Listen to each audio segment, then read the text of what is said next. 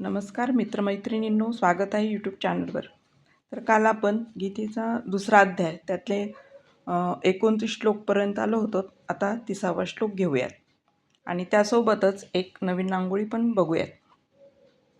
देही नित्यमवध्योऽयं देहे सर्वस्य भारत, तस्मात् सर्वाणि भूतानि न त्वं शोचितुमर्हसि.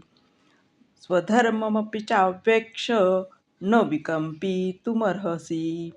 धर्म्यात् युद्धात् श्रेयोऽन्यत् क्षत्रियस्यन्न विद्यते. यदृच्छया चोपपन्नं स्वर्गद्वारमपावृतम्. सुखिनः क्षत्रियाः पार्थ लभन्ते युद्धमीदृशम्. अथ चेत्त्वमिमं धर्म्यं संग्रामन्न करिष्यसि, ततः स्वधर्मं कीर्ति च हित्वा पापमवाप्स्यसि.